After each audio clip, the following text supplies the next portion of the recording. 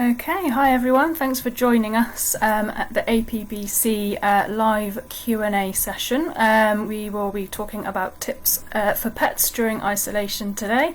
We've been having some tech issues, so if everyone could just let me know if you can see and hear me okay, that would be great to have some confirmation I'm not just talking to myself. Okay, so I will just check in now, make sure, yes, excellent, thank you, there's some people out there. Okay, that's good, that's a good start. I can see myself, but this is very strange not having anybody talking back to me, so thank you, Elaine. So I hope everybody is staying safe and well in amongst the current sort of chaos and able to sort of make the best of it. Obviously a lot of changes for the human side of things, but also a lot of change for our pets as well. So for most pets are not used to having us around quite so much as they are now. Thank you, nice to see everybody joining in, really appreciate it. Okay, so we've got some tips hopefully which will help you all kind of get through the isolation period that we're going through. Obviously we don't really know how long things are going to last. At the moment we're on complete lockdown, which is obviously hard for all of us, a bit of an adjustment period. So I will start out with the question that we had initially on the page. So that was a really good question about separation issues. So quite rightly, because we are spending a lot of time with our pets at the moment, there are some concerns. Well, what happens when we go back to work all of a sudden and our pets are left at home alone again? So even for pets who are used to being left on their own, if they've had a period where they're used to you being around a lot, then that's going to be really difficult for them. So some will adjust better than others. Some quite like their alone time, and some get on really well. But for others, they really like have their people around, so it's going to be a bit of a shock to the system, but luckily there's lots of things that we can do to help them to cope a bit better. So if you're able to stay in a bit of a routine, so I know all of our routines have sort of gone out the window a little bit, but if you can stick to a routine, then that helps with keeping that predictability going, and especially if you can move that routine to be quite close to your work routine as much as possible for when you're going back to work. So if that's getting up at a certain time, feeding at a certain time, at least having your one walk that you can go on at their normal time that they would go on, then that will help to keep them in a bit of a routine. And then in terms of fuss and time spent with them during the day, they're getting used to having a lot of that, and it's brilliant that we get to spend so much more quality time with our pets, but I would say just making sure that we're not over fussing them, overwhelming them with lots and lots of attention. So we still want to have periods of time where they just go and settle on their own and have a snooze. If you've got the option to have a bit of a barrier between you, so if you're working from home particularly, if you can have a barrier so you have your work time and then you have your time with your pets, so that they're still getting used to or they're still keeping accustomed to spending time on their own, then that's really nice. If you are able to kind of just even nip out, so whether that's out the front door, go and sit in the car, go and pop out into the back garden and read a couple of pages of a book or something, just so that you're still kind of maintaining that actually you're not there and you're not visible and you're not accessible all the time, then that can be really helpful. So yeah, as I say, don't overdo, just because we can spend 24 hours a day with our pets now, which is lovely, just making sure that also we have a bit of separation time as well. So hopefully that helps to kind of give some tips on encouraging a bit of separation. So for those who are already having some separation issues, so I know the question that was posed initially was about a dog who actually already has some issues around attachment and separation, then actually now is a really good time to contact a behaviourist to help to start working through that. So lots of us are still doing remote consultations. A lot of us do separation issues remotely anyway, so there's no change to that process, and there's lots of things that we can do if your dog has already developed some separation issues, just to help preventatively at this point. Okay, so another question from Rosie: have you got any ideas of games to play whilst exercise is restricted? So I think this is another big area. So lots of dogs are used to either going for walks where they can do lots of free running, or they, sort of they're driven to places where they have a lot more freedom than they're having at the moment, or they're going on multiple walks per day, which we're just, of course, not having at the moment. So partly I would think about making the most of the walks that you can go on. So actually, if pavement walking is not the norm for your dog, actually that in itself can be quite stimulating. So there's new things to see, lots of people, there might be other dogs, different smells and things that we can sort of see from a distance. So actually starting to let your dog just have a mooch and a sniff, so just take your time whilst you're going on pavement walks, walking around different routes and things. So of course, if your dog is reactive, then your pavement walks will either be easier than usual because people are actually keeping their distance, which is what we've sort of wanted for them all along, but also there might be more people around, so of course there might be some more restrictions for reactive dogs. So in terms of things to do, so sniffing is brilliant. So anything that you can do to get your dog sniffing and scenting is wonderful. So that can be something as simple as taking their daily food allowance and using that for just either scattering it in the grass. So if your dog's quite foodie and quite happy to work for its daily meals, then just scattering that in the grass, or even, if the weather's rubbish, then just on the floor roundabout. If you've got cardboard boxes and different obstacles and steps and things that you can scatter the food around, so they've really got to kind of work around, tipping plant pots over to get the food out of, or kind of plastic cups, that sort of thing. So anything really that gets them using their nose to find the food is brilliant.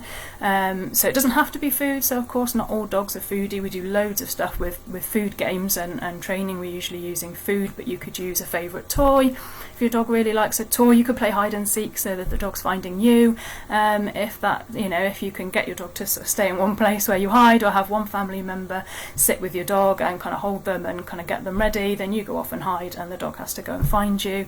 So anything where they're kind of sniffing is good, and scenting and find it games are really stimulating. So they also tend to be fairly calm, which is quite nice for dogs that do get quite excitable. Then sniffing is really nice, it's really tiring. So it really does keep them busy, and it's a good chance to catch up on any training. So if you're thinking that perhaps your dog has some issues with it won't keep still whilst you're grooming it, or it jumps up at you when you come in through the door, so there's lots of things that you could start to work on now if you have got that bit more time. So where you might usually be going for a second walk with your dog is actually perhaps thinking, okay, well that sort of time we could use productively to work on things that normally sort of fall through the cracks a little bit. So there's lots of things that you can do along that, along those front. Games, so tug games, if your dog enjoys those sorts of things. So sort of thinking about the dog that you've got really in front of you, as to which sort of games suit them the best. So licking, chewing games are really nice as well. So those are nice independent things that your dog can do. So that again, talking about the sort of separation issues, is if we're doing lots and lots of things with our dogs, is also just to make sure that they're doing some of these activities on their own. So it's kind of nice independent things, so stuffing Kongs, if you've got long lasting chewable things, or licky mats, anything like that. So it just keeps them occupied really. So licking, chewing and sniffing are nice calming activities as well. So if things are a little bit stressful, if you've got the kids at home all the time as well, so you're kind of balancing everybody's needs, then actually having those things that will keep your dog busy but that you don't need to put a lot more time into can be really beneficial. So there's a nice Facebook page called let me just double check before I say that. Yes, so that's Beyond the Bowl Canine Enrichment, and that's got lots of really nice ideas for you can just use your dog's normal food with that. So if you're worrying about their weight, because of course if they're not doing more exercise, then we do need to watch their calories as well. So just thinking about different types of food you can add, because that's enrichment in itself, is just adding in veggies and different bits and pieces. So as long as your dog's not too sensitive with their stomachs, is actually introducing that variety of food options can be really nice enrichment for them. And even things like, so thinking of some non-food things to help them, is even just adding platforms, so different heights that they can rest on. So the more, just adding, if your dog likes to be up high, so lots of dogs do like to get up off the floor, whether that's to have a little look around from a good vantage point, or just have a bit of a snooze. They quite often like being at a higher point. So if you've got a safe way of them getting even onto a bench outside or what have you, just popping a bed down for them so that they know they can climb up there. So adding that sort of thing can be nice as well, just adding different bits into their environment. So especially for people who have got sort of puppies at this sort of time, so I know it's really kind of tricky time for socialising if you've just recently brought your puppy home, or of course young dogs just need ongoing socialisation experiences, and those have really abruptly stopped. So a lot of these things will help with just building their confidence and just exposing them to novelty. So one of the biggest things we can do for puppies is actually to expose them to new experiences. So that could be that you get stuff that you've got out of your shed, so puppy safe things, and just starting to introduce them, lie them around in the garden, let them go and explore and investigate. So some of our older dogs are like this as well. My shepherd's older now, but he's really nosy, so he just loves to have a good look in a cupboard. So just getting some things out that's just a bit different for your dog. To have a bit of an explore, and then from a puppy angle as well. So okay, we're not out mixing and socialising to the same degree, but you could be playing some sounds to them on speakers whilst they're having a good mooch around, so they're already feeling kind of calm and positive in their emotional state, and then you're starting to add in these things like neighbourhood noises, which you might have a lot of anyway at the moment, sudden bangs, traffic noises, so anything you can think of really, you can get downloads for on the internet, good old internet. So those sorts of things are really nice. In terms of puppies particularly, if you are able to get them out and carry them, so that they're still able to get out and about and see, if it's safe to do so, then standing on your in your front garden and just watching the world go by for a few minutes, giving them some treats, doing a little bit of really simple training, throwing some treats to the ground for them to sniff at, or standing in your front door and just watching things go by, or even just from the window if you're in a place where there's quite a bit going by. And some older dogs are going to appreciate that as well, so lots of dogs like to watch their stories just from the back of the sofa or what have you, so being able to do that is enrichment in itself. So doing those sorts of things is really good. When you are going out for a drive on your essential trips, so if you're going to the supermarket, if there's two of you that are going, then if one of you can stay in the car, so obviously if you're in a family unit and both of you can go, then perhaps one of you could sit in the car with Puppy, so Puppy can look out the window whilst the other one goes in and does the shopping. Obviously just check guidelines and those sorts of things as we move on. But there's lots of ways that we can introduce dogs to new experiences, even just in the house. So the more they get used to walking on different surfaces and hearing different sounds, and sniffing, just sniffing is brilliant. So the more you can do of that, the better. So even if you've got some old perfumes or what have you stacked away somewhere, just spritzing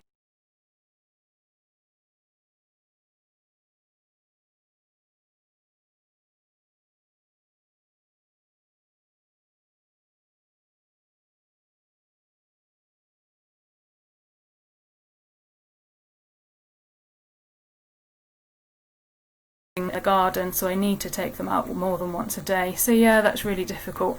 So I have read that some people are, if there's a certain substrate that your dog particularly aims for, then creating that in your garden if you can. So for people who perhaps have paving slabs in the garden and actually the dog likes going on grass, then if you can bring some sort of grass into the garden, then sometimes that can help to encourage them to go.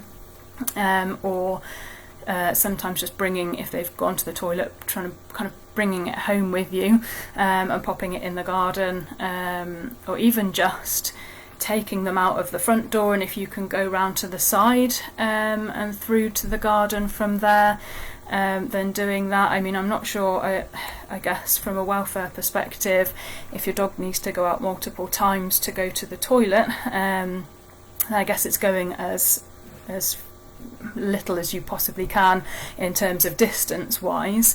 So if it's just kind of wandering around your front garden, but yeah, I mean, it is really tricky. So I don't know what the guidance is on that. But yeah, it is a difficulty. Okay, so how can we help our cats to cope with the routine changes?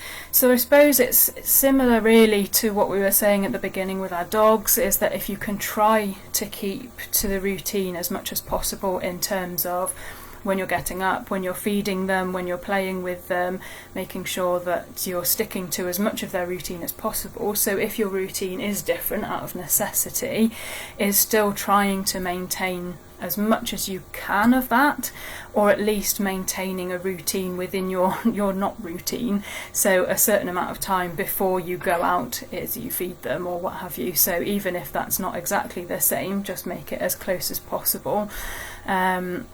Then in terms of if you've got more people at home, so I think mainly lots of dogs are really enjoying having their owners at home all the time, but some cats perhaps are not used to it so much and appreciate their quiet time. So making sure that they actually have somewhere where they can go to get away from the hustle and bustle of it all. So if it is that actually the children are around, or even just the adults are around, and usually they wouldn't be, is making sure that your cat has somewhere that they can go, high up areas. So making use of that vertical space. So cats really like to get up and out the way. So doing those sorts of things help, and just giving them more enrichment and things so that they're finding more positivity in their day. So if they're struggling a little bit with their stress levels, then thinking about, okay, well, what does the cat really like? Does your cat like to be groomed? So putting time aside each day to have a bit of a grooming session to help keep them calm. Do they prefer hunting and kind of really active exercise? Then making sure they're getting that. So trying to inject that sort of positivity. So if they're struggling, finding things that they really like doing and just using their time really.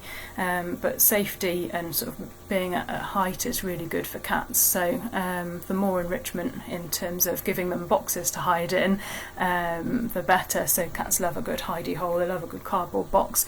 So anything that just helps to keep them occupied really.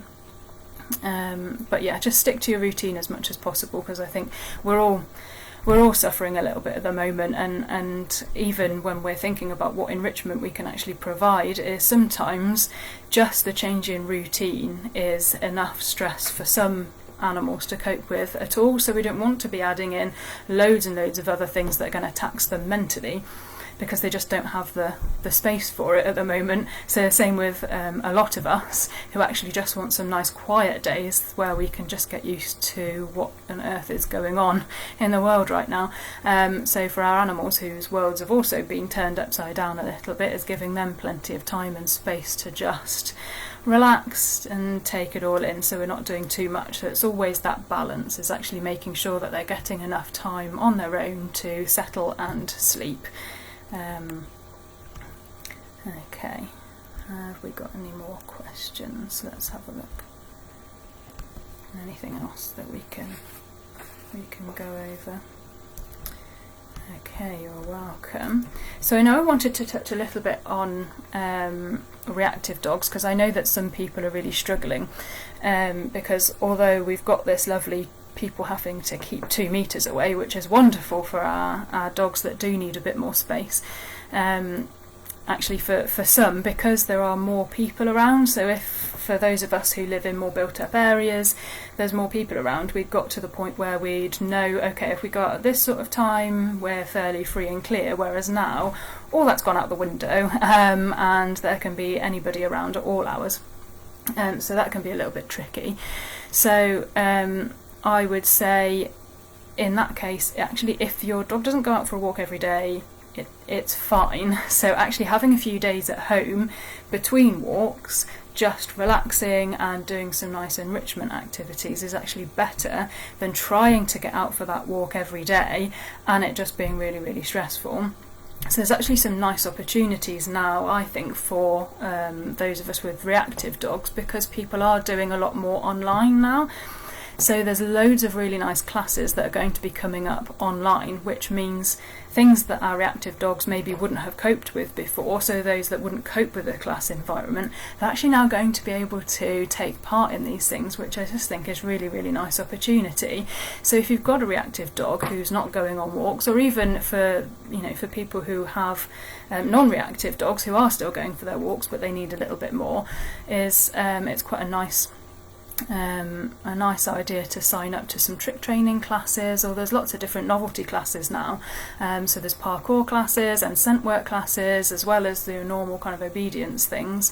So have a look around and see what you can come up with. So those sorts of training that you would have been drawn to anyway, have a look for them, because people will be doing online versions over the next coming weeks. So I think those would be really nice, and nice to get our reactive dogs involved a little bit.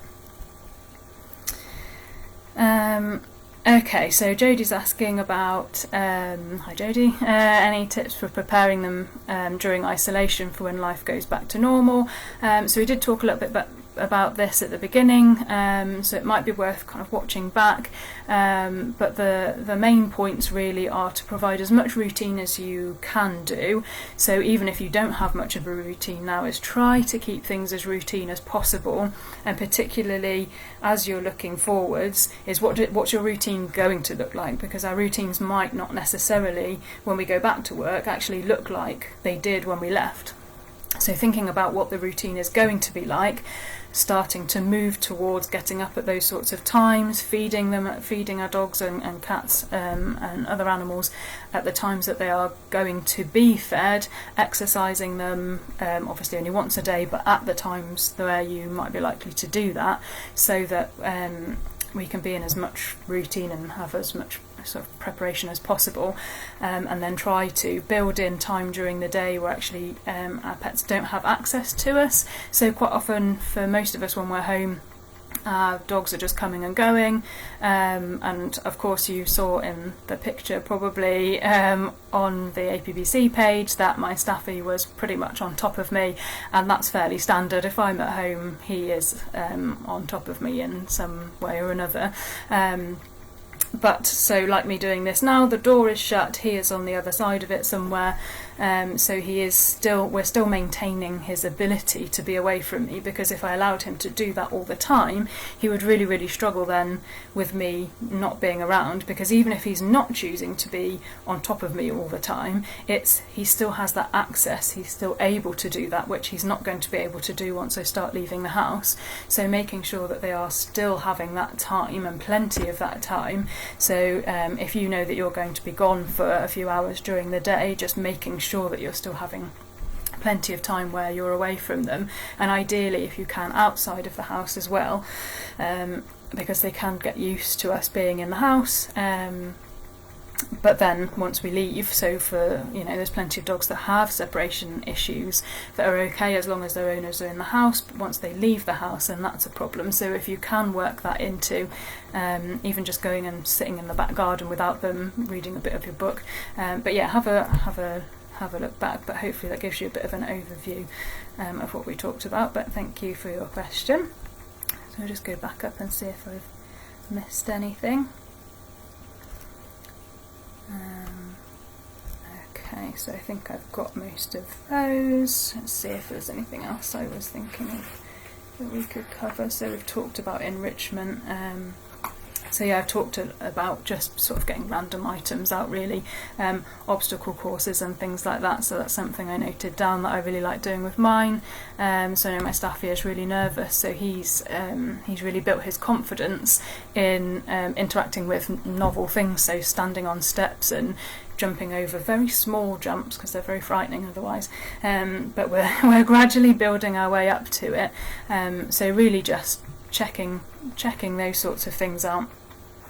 And yeah, just really making sure that on that separation front we're not making overtired, grumpy dogs. So making sure that they always have somewhere that they can go to. So if you've got everybody at home all the time and the children are at home, making sure actually your dog or your cat or whoever can always move away if they want to. So it might actually be that we want to interact with them all the time, but the dog actually might not want to, so it might be the other way round actually, for some dogs. So making sure that they've always got somewhere that they can retreat to, and respecting that. So if they say, okay, I need to go away now, making sure they can do that. And especially if you're setting up your workspace in an area that they would normally take themselves away to, is just making sure that they have an alternative, or that you give them plenty of time to sort of timeshare that area with them a little bit if you can, because we want to kind of keep things the same for them. So yeah, some dogs are going to be really loving it, but others are going to think, oh my goodness, I just enjoy my naps alone during the day, and now my human has come home and is getting in the way.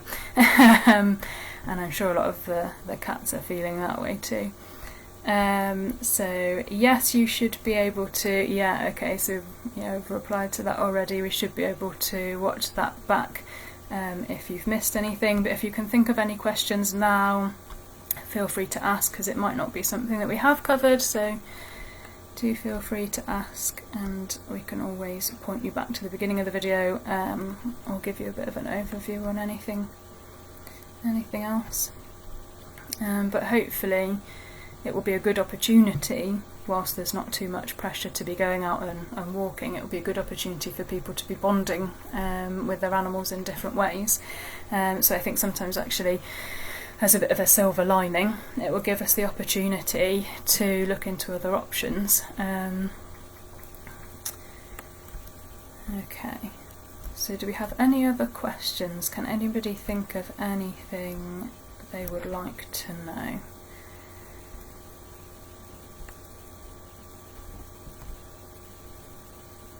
Okay, so I can't see any other questions coming in just now. So I think really just to say, lots of us are still working, so there's going to be a lot of changes to the way we're working. Or some of us have been, I know some colleagues who've been doing remote consultations and training sessions for a long time already, so we know it works. But if you are having any issues, anything that you're worried about, just reach out to one of us. So have a look on the APVC website, get in touch with the office. So lots of us are still doing remote work. So if you are having any issues, then now's the time to do something about it, as most of us do have a bit more time on our hands to be focusing on it, and hopefully we can get a good start on things before things go back to normal.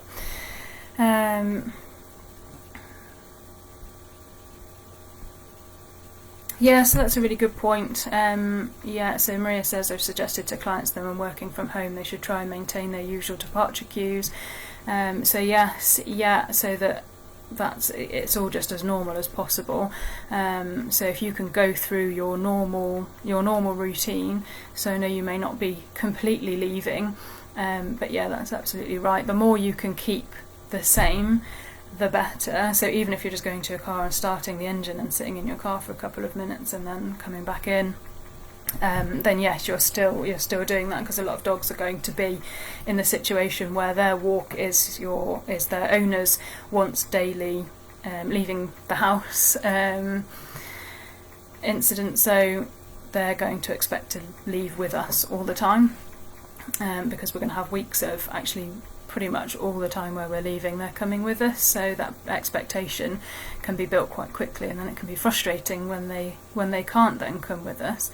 So being able to have those departures still, in a sense, is really good. Yeah, so I think that would be really helpful, so thanks for pointing that out.